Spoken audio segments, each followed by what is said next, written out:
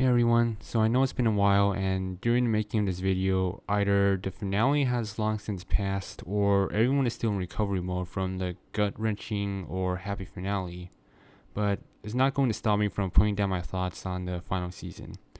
Now, given there's only 3 episodes this season, which is really shocking to me, let me just say Dana and her team did not disappoint. And now, without further ado, let's begin. Thanks to them. Hey, Mom. I'm back. The episode immediately leaves us from the climax of episode 2, wasting no time to establish a few things. The relationship between Camila and Luz, Luz's desire to go back to the demon realm, and the consequences of leaving the Boiling Isles. But we have to talk about Luz. Epic ends with the homecoming of not just a man, but a hero. Hero? Everywhere he went, people ended up suffering. It does get bleak, but no one said his mission would be easy. And when you take into account the ripple effects of his actions... Who cares about the ripple effects? He was just a pawn in someone else's game. And he was never smart enough to realize it. If his friends and family knew about his mission, they'd know that their lives would never have been in danger if it weren't for him. They should hate his guts, and it would be better if he literally never existed. So, a refresher. Beals turned out to be Philip Whitman, a witch hunter from the human realm who found himself at the Boiling Isles, in which Luz met with him in the past and indirectly resulted in his hatred against the witches. He became Belos, ruler of all, and in the season 2 finale, began the Day of Unity, which would have given him absolute power over the Isles and everyone in the human realm, and which King made a deal with the Collector, and Belos gets splattered over the wall, and with the Collector and leads off from here. So yeah, a lot. While writing the script for this review, I had an epiphany. In the episode Witches Before Wizards, Luz finds herself in a self-made adventure created by a creature feeding off her greatest desires of comfort, acceptance, and to be understood, but realizing she was a pawn in his game. The majority of the second season parallels this episode in long form, with Belos playing Luz since the beginning, using her to fulfill his plans, and she hates herself for it. If she didn't go to the Boiling Isles, if she didn't indulge in this selfish adventure, in her head, everyone will be alright. Everyone will be safe, no one have been hurt because of her. And again, no one blames her for it, but no one but herself. And I find it interesting how she compares herself to Odysseus. I learned about Odysseus in high school, and basically the story goes, man gets sent to Troy, pisses off the gods, and goes on a years-long quest to end up at home, but all his men end up dying except for him. And surprise, he ends up to be a hero.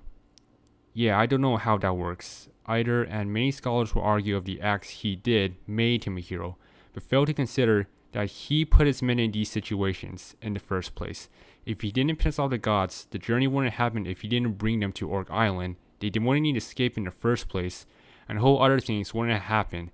The senseless deaths, their adventures, and also the pain he brought on his family would never have happened. And now Luz did so much good, but found that she intentionally helped Belos. She was a pawn on his game, but I believe she actually is a hero. I mean, she had no idea what Belos' plan is. She didn't intentionally do anything to piss anyone off. How could you do it, villainous Lucy? How could you betray your friends? Now everyone is gone. It was for the greater good. We'll never forgive you. Never. And now when you talk about Luz's mom, Camila. What time is it? Mom, why aren't you mad at me? My thoughts on Camila is she's not a bad person. She just made some bad decisions, and decisions I sympathize with. She is like Luz when growing up. She had interests, and the only person to understand was her husband, Manny, and with his death, caused her to make many bad decisions along the way. And in the first episode of this season, she sends her to camp believing this will make her daughter normal, because she loves her creativity, her passion for fiction, but also sees that it's also unhealthy, preventing her from making any friends, from having a normal life, and viewed the best decision from her was to make her normal. But throughout everything, realizing that Luz became a better person and staying in the Boiling Isles, making friends there, opening up to that place. Maybe she misunderstood Or maybe she didn't want Luz to become like her. She was pressured in doing so, having people talk about Luz behind her back, how her interests disgust them, how it violates their understanding of people, and how they thought Camila was a terrible mother, and never tried to understand her no matter how much she wanted them to. And eventually, she was put into a corner where she is berated by Luz's principal, her anxieties, her fears began leaking in, almost drowning her, and had no choice, wishing only the best for her, but it was a mistake. I said grief can manifest in different ways, like how Luz has been acting out for attention. Losing Manny was difficult for both of us, but Luz has always done things differently. Didn't you say you were bullied in high school, Mrs. Nocera? Yes, but Luz hasn't made any friends, her grades are inconsistent, and I heard she brought a live snake to school. Take this. It could help her. reality check camp? You don't want Luz to struggle like you did, right? Mom? And she wants to understand her. And I appreciate that she puts down notes about her friends' needs, what can they eat, how to take care of them without being threatening. And when her daughter came out to her as bi, she understood that this is who Luz is. It wasn't a decision or choice, and has always been Luz. And when Camila found Luz's video diaries, it broke me. So, we moved. Mom says it's because the house isn't pretty enough, but I think it's because there's a better hospital for Dad nearby. 'Cause, let's be honest, this house ain't that much prettier. I think this might be the worst week ever. But Dad left me this book. I can't wait to read it. I loved it so much! Look what I got at the convention! I'm gonna cut my hair with it! That was a bad idea! Mom saw my report card. Mika, if you just applied yourself, but I am applying myself. My baseball stitches are so small, they're practically invisible. And I can read and write witch tongue in 5 different dialects. Also, I can sit so perfectly still that woodland creatures come and sit on me. But I guess none of this is gonna matter on the SATs. It's been really rough for Mom since the funeral. So I'm gonna wow my teacher's face off with this book report. Mom, you won't have to worry about me ever again. Mama says I have to learn from my mistakes. So I know what I have to do now. On Halloween, after the hayride, I'm telling everyone I'm staying in the human realm. Permanently. Seeing her grow up, seeing the trauma of losing her dad, breaking her, and explains why she loves the good witch Azura, why she loves clinging to fantasy, because the gift her dad given her saved her, gave her hope, and it reminds her of her father. And I do believe it also parallels from the creator's personal life. When Daniel was 11, she lost her father in a car accident, and before he died, gave her Pokemon Red as a present. And how it shows how Luz channeled her grief. Instead of letting the loss of her father break her, she clung onto the fantasy because it was the only thing her father left her. It saved her, it made her feel understood, made her feel safe, and it helped her through the worst moments of her life, and became everything to her. Her stunts in the first episode was a call for help. She overcompensates on another thing until it became so bad, and it was all someone to understand and accept her. And it was thanks to them, thanks to her friends, that she survived despite her mistakes and believes she does not deserve to go back to the Isles. How could you do it, villainous Lucy? How could you betray your friends? Now everyone is gone. It was for the greater good. We'll never forgive you. Never. And the other side plot, Bose is back. Oh, and Hunter. Hunter is the Golden Guard but found out he's a Grimwalker, or a magical clone of Belos' brother, but never told anyone about it, fearing that he may be ostracized from his friends, which scares him even more, because he needs his friends. But worse, his fear is Belos escaped or that he may become Belos. His friends would hate and despise him, so he keeps it in. And a side plot of them finding witch blood? Well, not witch blood, but Titan blood to actually go back to the Boiling Isles, and which leads off to episode 2. Now for some fun facts. Fun fact number 1. There's a Japanese news segment of Dana Terrace and her boyfriend at the time, Alex Hirsch, in Japan, as he talks about groundhogs. Why they're talking about groundhogs? I don't know, it's awesome. Fun fact number 2. Vivian Madriano and Dana Terrace were part of an animated project, and if you don't know Vivian Madriano, she is the creator of Hell of a Boss, an animated series about imps who take on odd jobs from hell and go and travel to Earth. Fun fact number 3. Steve Bloom voiced in a few episodes of The Owl House, and is one of the most prolific voices in gaming and animated television. Fun fact number 4. The animated kiss scene from Clouds of the Horizon and the fight scene from Thanks to Them were all believed to be animated by James Baxter, who is well known for making one-scene visual gags. However, they were animated by Tom Barkle, who did work for Elden Ring and a TMNT animated movie among others, and also made a fan animation of Vegeta vs. Eren on his Twitter. Fun fact number 5. Lucy's hometown of Gravesfield, Connecticut was inspired from Dana Terrace's hometown of Haunted Hamden, Connecticut, and was also inspired by the state's haunted events such as witch trials, abandoned buildings, and graveyards.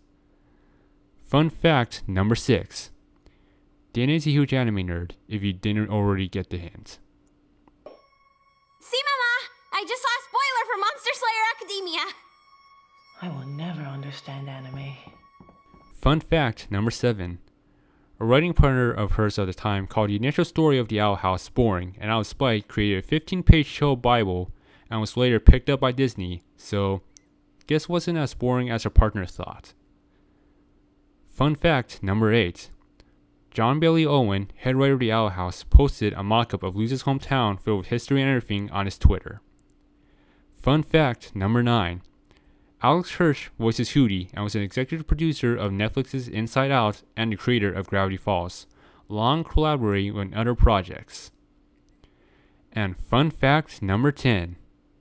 I just love saying fun facts. Fun fact 11. According to the director, the completion of the episodes had a timetable of a year and a half each. So by estimates, they probably started creating the episodes of season 3 around mid-2021. And I can tell they did a lot. Fun fact 12. Dana also expressed interest to make a comic of the show and work with other members again. However, I doubt Disney will allow her to do so, but regardless, Twitter user MoriMarkMark makes fan comics which can be found on his Twitter, Instagram, and Reddit and are published daily, or maybe daily at the time, and which may fill your comic itch.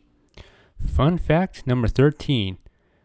An animatic created by That One Dork Draws is an animatic that's based on the song Little Miss Perfect, written by Jariah Kwam and sung by Taylor Hardman, about a girl who is considered perfect, however, her perfectness costs her her love. And it was really popular. A year after that animatic, Jariah Kwam created another song which was a sequel to Little Miss Perfect, called Ordinary. And according to the creation of the song, the creator had the song with the character Luz in mind. And in that same year, the animatic Ordinary, created by that same person That One Dork Draws, was made. And in my opinion, it was a fitting sequel to a really good animatic. And now, on to the next part.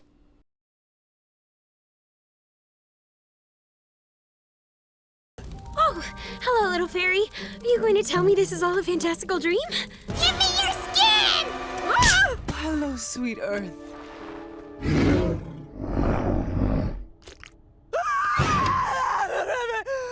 I mean, hello, good sir?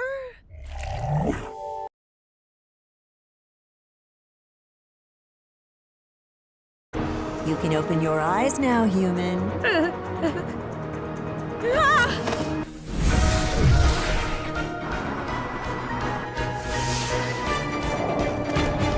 Ooh, those things need seatbelts.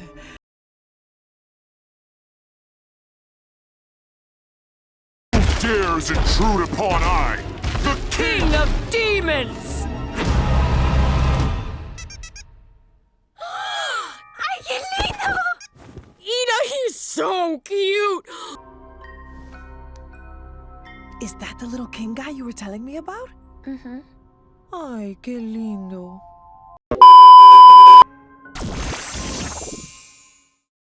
For the future.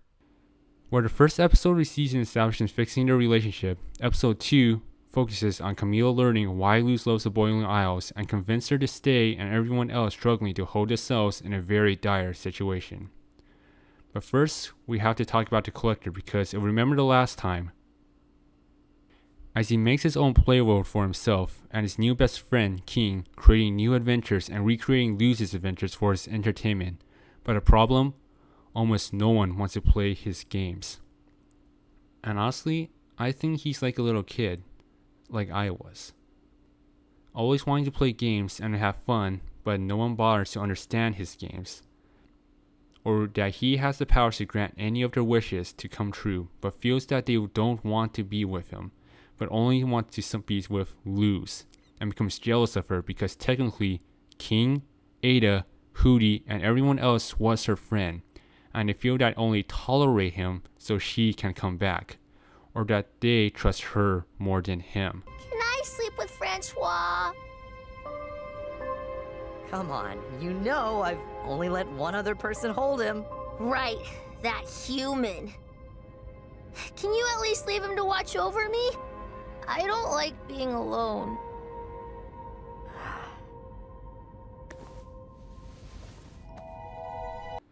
And falls prey to Bill's manipulations, but overall, I don't think he's a bad person. In fact, I believe she parallels Luz in more ways than one. They have creative minds and embrace fantastical elements and worlds.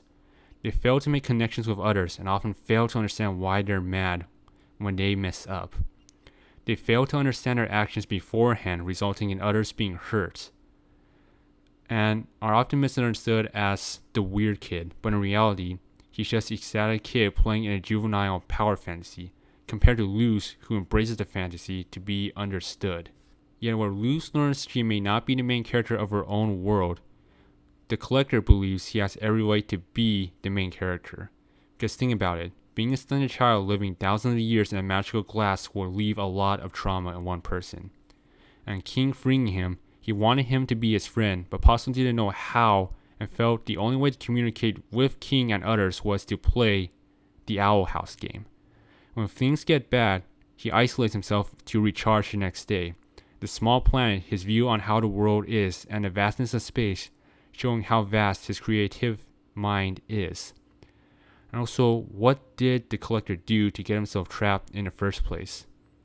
And there's a theory online that the Collector is actually just a child, a member of a race much older but now extinct. And based on the description, the Collectors seem to be a race that collected species, planets, people for the sake of knowledge. However, the Collector disagreed, that instead of just collecting and studying them, they should play with them. But they disagreed, so he destroyed them. And the Titans fought back, and led to their extinction, which led to King to be born. But it's just a theory. And Belos does what he does, chooses to survive, and sees all the people in his previous lives he lost in order to fulfill his fantasy. The magic, the power finally catching up with him, his power unable to take it, so seeks to manipulate the Collector again. Exploiting his insecurities, being his only former friend, knowing how to push his buttons. But we'll get back to it later. Oh yeah, and Kikimura rules the school now, and I forgot to mention her. Kikimura was one of Bill's top lieutenants, but after some failures was demoted, and after Bill's and some others were gone, filled the power void he left behind and ruled a sect of the Isles through fear and hatred, which Luz quickly calls her out on. I'm still catching up. What's the little red kitten trying to do? She's just copying Belos's scare people into worship thing because she has no ideas of her own. Pow! And Willow throughout the whole episode struggles to keep everything together. Everyone is, but she's struggling the worst. She's known as a strong one, reliable one, but she wants to do nothing more but to break down and cry, but feels she's not allowed to because if she does, then everyone else will break down. and both Hunter and Willow want to break down and reassure her it's okay. And Camila and Luz have a much needed talk. Messing up is a part of living. You don't think I've ever messed up before? Ha! Okay, well, once I scheduled my wisdom tooth surgery the day before my wedding. Oh, then there was that time I got road rage and didn't realize I was cursing out your new principal. And, I sold energy drinks for a pyramid scheme for 3 years. And of course, I was convinced we should move to Gravesfield to be closer to that fancy hospital. You know how that ended. And worst of all, I didn't stand up for you when you needed me most. I forgot about the Astral Oath. The what? The Astral Oath is a promise made between Captain Avery and his family to love and protect each other just as they are, through supernovas and solar winds. Mom, are you a secret nerd? I had a hard time growing up. I was afraid you would too. My biggest mistake was trying to protect you by changing this beautiful, good witch into something she wasn't. I think I just realized something. I don't know why it took me so long to figure out. The only thing I've ever really wanted was to be understood. She's afraid that Luz is denying her own happiness in order to appease her. But more than anything else, she understands her daughter made mistakes, but more than anything, she's afraid, and Camila understands what it's like to make mistakes and having no one to blame but herself. And regrets more than anything she didn't stand up for her to change a good witch into someone she isn't. And that's when Luz finds her wish, finds her talisman. And Luz's wish, the only thing I've ever really wanted was to be understood.